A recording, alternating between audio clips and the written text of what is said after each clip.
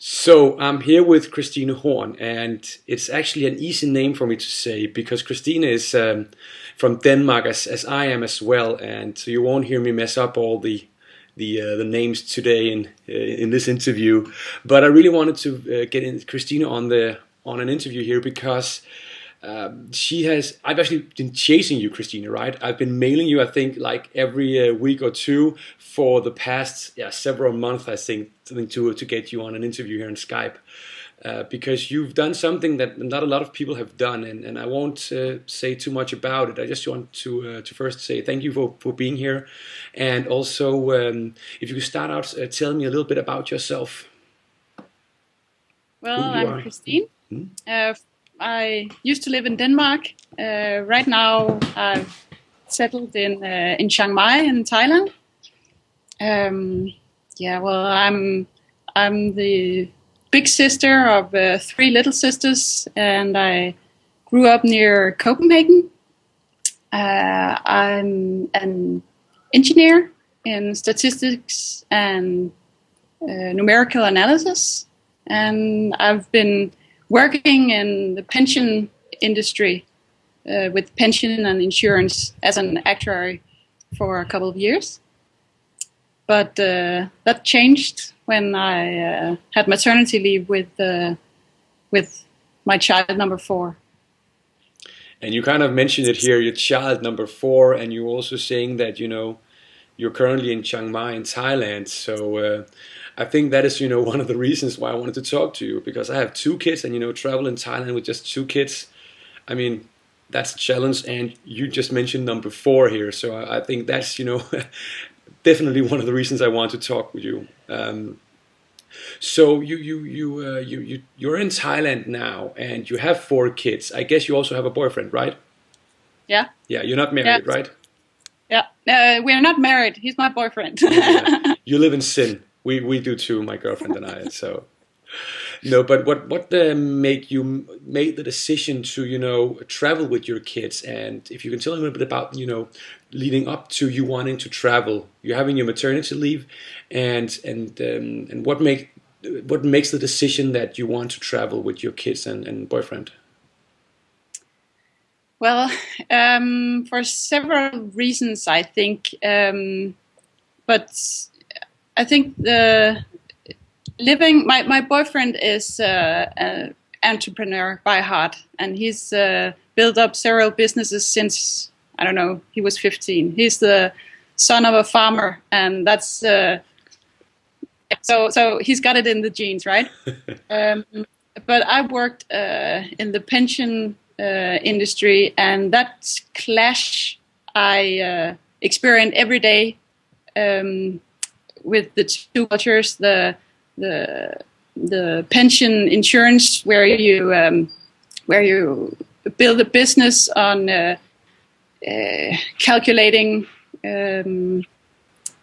how long people will live, and everyone is working for the reward at the end. And we know that if everyone ended up at the end where the reward is, then there wouldn't be any business, right? So that's the and coming home every day and seeing him living a life that he would never want to retire from. That's that made me think. That was a think. big contrast, at least, yeah. Yeah. Yeah. So you basically decided that something should be done about this, and you wanted something different for yourself. So what were your plans? What did you wanted to do, set out to do? Well, you mentioned myself. Actually, I think the main reason was to open the world for my children. Yeah, I like the idea that they know that there is something. There's always another way of living. They're not. They don't have to live in a specific way. They can choose several ways of living. I think that made me really want to go out and see the world with them. Yeah, and Yeah, I then just saw. Sorry to interrupt you. I just saw you actually your two eldest children. They have a blog, right? of Yeah, their own in they're English. I thought that was so cool. I mean, if you can they just started say in how is it? Sorry. yeah have they started out in Danish, but Mm, now they're becoming so good in English that now they have changed it. So yeah, I think they that's awesome. Could you just tell me how old are your kids? the eldest turned 12 in February, so he's 12 and a half now, and then I have a that's my boy, and then I have a 10-year-old daughter and a 2.5-year-old daughter and almost 1-year-old daughter. Mm, awesome. So you want to open the world to your kids and travel out. And you told me you had this kind of, this is like a 2-year plan, right? So you're Yeah. planning to travel for 2 years. So Hmm. so what do you do? Did you just buy a one-way ticket, or but what did you do when you came up with this plan of traveling for 2 years? Well, the ideal way to do it, I think, would be not to have that return date in the end, just to have an open ending, right? Mm, But because the two eldest have their father in Denmark, the dates were quite fixed from the beginning, or not from the beginning. After discussing quite a lot with their father, then we agreed on some dates. So the return dates are quite fixed, and that made it a 2-year project. fantastic. They will travel with us 1 year, and then they will live in Denmark 1 year with their father. And what was your question again? Yeah, and what did you do? Did you just go out, buy a ticket, or was there any plans you needed to do, or before you just left Denmark for good? Yeah, of course, there were a lot of things to think of. First, I had to convince myself that it was a good idea. I'm not born to live outside my comfort zone, but I've experienced that every time I get pushed out there, I learn something. It's very hard to say what I learned, but I mean, when Jesper, my boyfriend, asked me to go to China the first time, my third kid was 4 months old, and we had to travel with her. And I was crying and screaming because I thought that was absolutely not possible. But then we went after. Yeah, I had 2 weeks to think about it and get a passport and everything fixed for her. So we went, and after half a year or a little more, maybe, I took myself in thinking that well, maybe we could do it again now with all 3 of them. Mm. So yeah, every time I push myself, it seems like I get more opportunities to live my life. So did you rent out your house or anything like that in Denmark, or Yeah, of yeah? course. Yeah, I only told you about what I had to think about.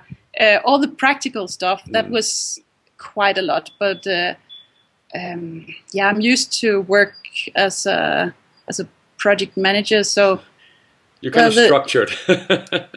yeah, I think I am. Well, at least in the beginning, I'm not very good at ending things, but starting things up, I'm quite good at. So we had to rent out our house. We had to sell the car. It was too old to be. Yeah, if it had been through 2 winters without someone driving it, it wouldn't work. And then anyway, we got the child number 4, so we couldn't fit in it. So we sold it. You need a minibus now. Yeah, when we come home, we might buy that. Then we got an awful lot of vaccinations, and that cost quite a lot in Denmark. We should, of course, just have traveled away and bought them on the way, but we didn't. Yeah. And yeah, Awesome. what else? We bought the flight tickets for Perth. Mm-hmm. And then I had to give birth to number 4 before we made all the final decisions, because we wanted to see that she was okay. Yeah, And yeah. And just have number four in it. Now we have three. I mean, one more or one less. It's just, just keep them coming, right? yeah. Awesome. I mean, before we just, I ask you where you've been because I know you've been several places. You haven't just, you didn't start out in Thailand. I wanted to talk to you about this, about it being possible, because I know a lot of people have told you that it isn't possible to do, and most of those people, or I will guess all of them, haven't done it themselves. So it's easy for someone who hasn't done it just to tell you it can't be done. They haven't even tried, right? And the second thing is both all the people who said it couldn't be done, but also talk a little bit about how how the state of Denmark, or the whole the school and all of those said to you about this, because I know you had a little bit of trouble, just pulling two kids out of school, and yeah, and how that went. Well, the Denmark isn't made for those kind of trips, I think. We in Sweden, I know they a lot of places you're able to get some of your tax money with you to pay for the school. That's not how it works in Denmark. No, no, no. So We want everything. We want your soul. We want all your money. yeah, so you're pretty much alone on your project if you want to go away. 1 month before we left, they changed the rules, so the two eldest were not sure of coming back to the same class, not even the same school. And that was, of course, not what we had planned for. Someone told me that it might be the best way because they mature in a whole other way than their friends in school. So it might actually be difficult to get back to the same class. Mm-hmm. But still, again, that was that was challenging. We had to talk to the kids about it. What do we do now? But they were quite brave, I think, and said, well, we want to go anyway. That doesn't matter. Or, of course, it mattered, but they wanted to go, right? Mm. And I talked to the teachers, and they wouldn't help with books, or they couldn't help with anything actually. But we decided that was just how it was. So yeah. So you basically you needed to homeschool them for some of your trip, or?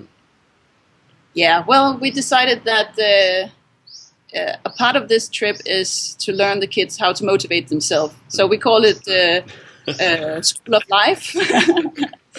And then we always had to plan what to see in the different cities we came to. And of course, all the brochures and what he could find on the internet was in English. So he had some English lessons there, and they had their blog, so they had to write, and yeah. Awesome. So, Kristine, where did you go? I mean, when you first bought your ticket to Paris, that was just the first stop. But where did you go to first, and where have you been? Well, we haven't been to Paris. We went to Perth. Oh, Perth. Sorry, that's a little bit different part of the world. Yeah, it's a bit different. We had 1 week in Doha in Qatar. Mm-hmm. Mainly because the flight to Perth goes through Qatar, and we didn't want that long trip with the 4 children. So we had plenty of time, of course. So we took 1 week there. You never know what happens, and if you have to change clothes on 3 kids or something, it's not fun to have a 10-hour flight in front of you. So yeah. We were there for 1 week, and then we went to Perth, where Jesper have some relatives far out. I think his grandmother, sister, left Denmark in the 50s. So we have some relatives there that we visited. Great. And then we traveled the west coast of Australia in a camper van. Mm-hmm. With all kids, yeah. Awesome. For how long did you do that? uh, 2.5 months. Wow. Mm. Yeah. And from So there on, you just traveled on, or? from there on, we flew out from Darwin up north, and had a week, 2 weeks in Singapore. Then we traveled by train up through Malaysia and into Thailand. Had some weeks down south in Thailand, and then up through Thailand and arrived in Chiang Mai after 4 months of traveling, I think. Yeah. So you could label yourself a slow traveler. I mean, you're getting where you're going, but it just, take a few stops along the way, right? Yeah. Yeah. You can't if you travel with 4 children and you have we have the company, a business running on the side too. So that had to be fit in too. So we travel, in a family pace, I think. Yeah. Awesome. I think we'll get into the whole business side later because, people will want to know where do they get their money. And I get to say dildo in an interview, and that's just something I've been looking forward to. But more on that later. What made you choose Chiang Mai as your city of residence? Because now you've taken a little bit more what do you say, a more permanent stay here in Chiang Mai now, and I know your 2 big kids are in school there. So what made you choose Chiang Mai as your more permanent stop? Well, I think a lot of we like Thailand. We've been here before. We like the food and the sun and the Thai people. But to most people, it's only a tourist place, right? And a lot of the places down south are tourist places, and we wanted to settle and not. Not feel like tourists. Traveling and living is 2 different things, I think.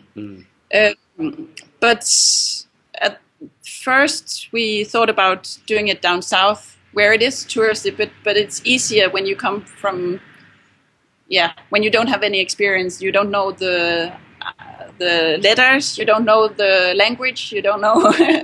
so it's easier down there.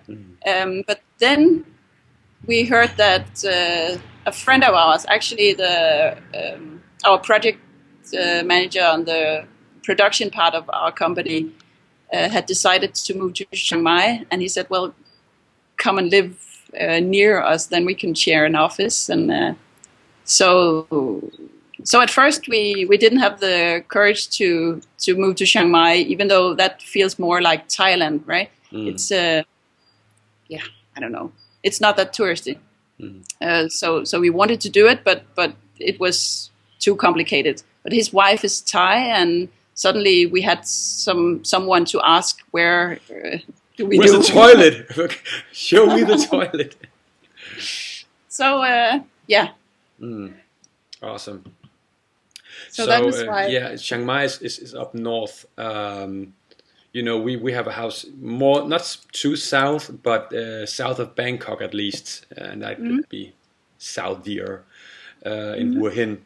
And I usually tell people that's where all the old people and all the children families are going, and I'm pretty much in both of these 2 categories soon, right? So it's kind of a slow pace in Hua Hin, and most of the tourism there is actually Thai tourism, people coming down from Bangkok in the weekends. But I've actually heard a lot of good of Chiang Mai. I haven't been there, but I know a lot of people, or heard a lot of Danish entrepreneurs actually settling down in Chiang Mai up north. So and I'm totally there, with the weather, the people, the food. Show me anything with rice in it, and I eat it. I eat it, right? So yeah, we probably love it for the same reasons. But let's talk a little bit about your business now, because